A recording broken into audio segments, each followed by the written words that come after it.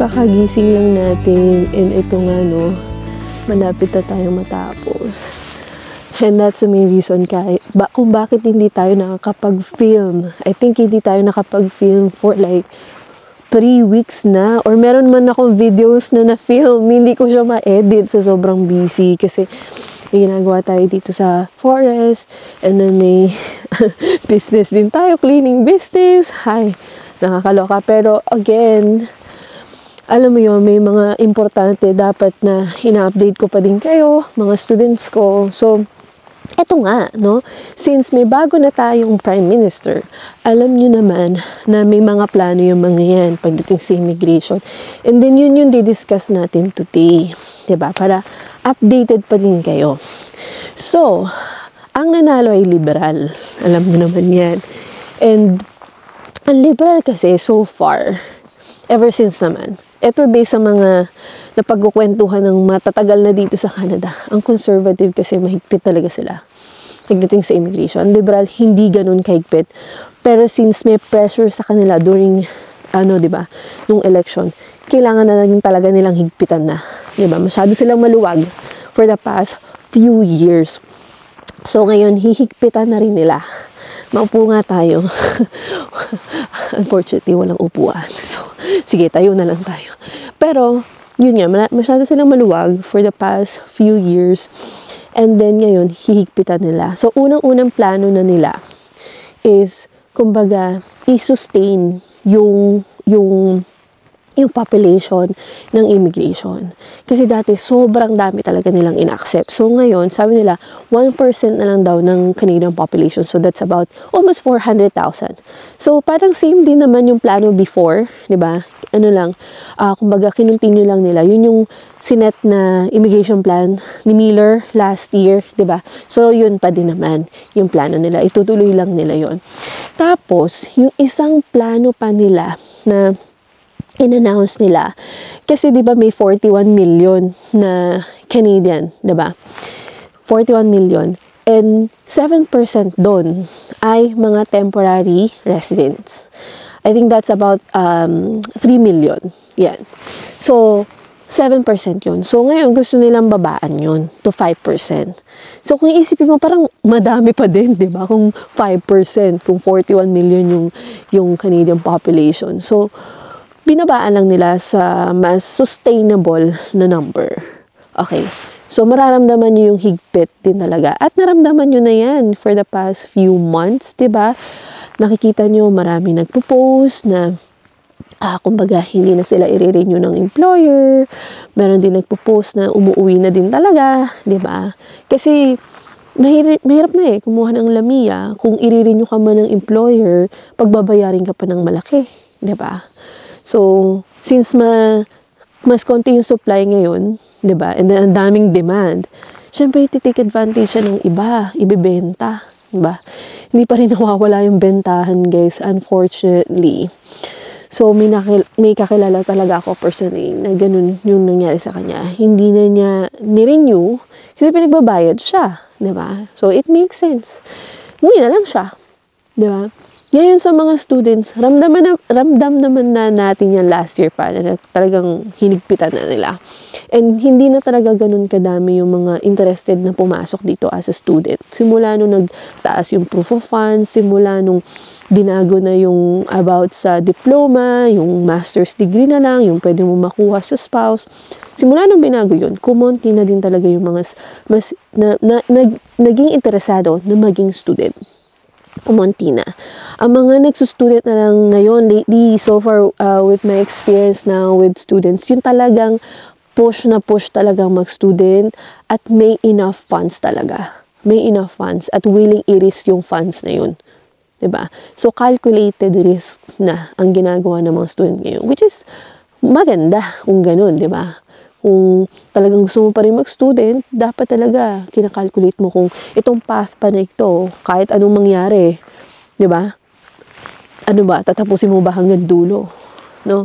Kasi syempre, student path ay wala namang guaranteed na PR, pero it can give you extra points, di ba? Kasi pwede kang mag-gain experience, pwede kang mag-gain extra points sa education. So, yun naman sa student. So, bababaan siya.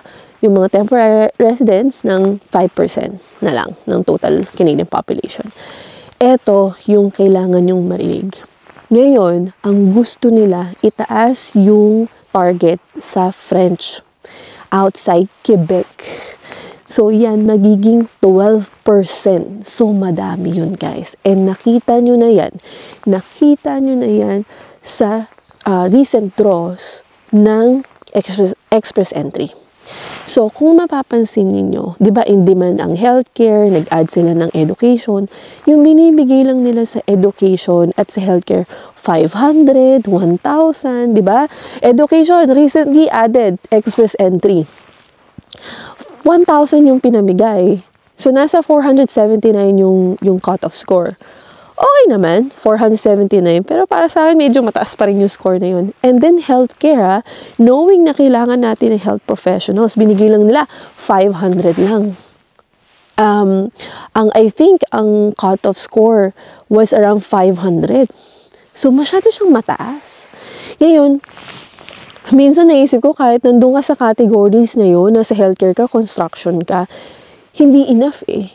Kasi ngayon, ang focus nila is French. So, kung nandito ka na sa Canada, nasimulan mo na eh, nandito ka na, nag-aral ka na, nag-spend ka na ng oras, ng money, di ba? Nandito ka na. Talagang i-consider mong mag-aral ng French. Pag-aralan mo na, it would take 8 to 12 months. Based yan sa French tutor namin. Sa SLE kasi meron akong French tutor. So, yan yung recent na added ko na program sa SLE.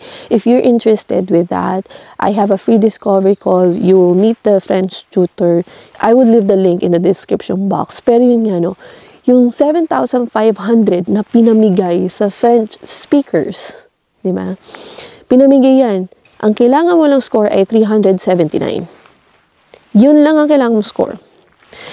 Ngayon, hindi ganun kadali kasi you have to learn a new language. And that would take 8 to 12 months. Diba? So, yun yung kailangan yung pag-isipan. Damihan nyo na yung options nyo pagdating sa pag-apply ng residency.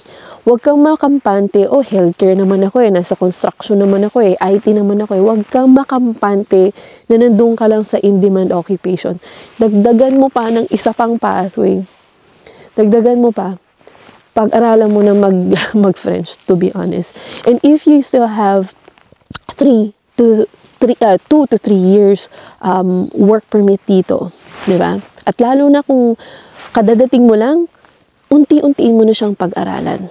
Unti-untiin mo na siya. Kasi hindi mo masabi kung kailan mo siya kakailanganin. Kung hindi mo kailangan din, that's good. Pero paano kung kailangan mo? Magkakaram ka. Kung kailan kailangan mo, doon mo pa nang sisimulan.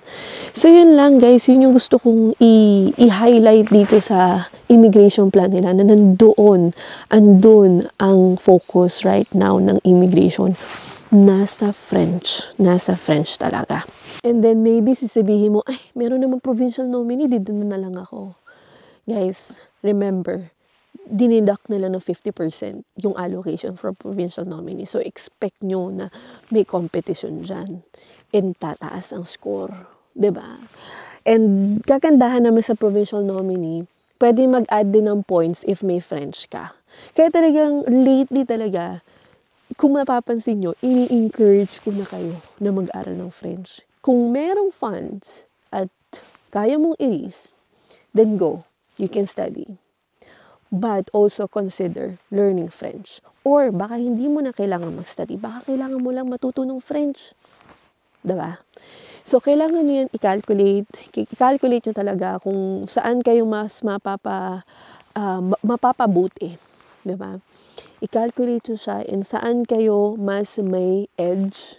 Saan kayo mas may invite. Pero, French is the key. Okay, if you guys interested, we have a free discovery call this coming Saturday and Tuesday.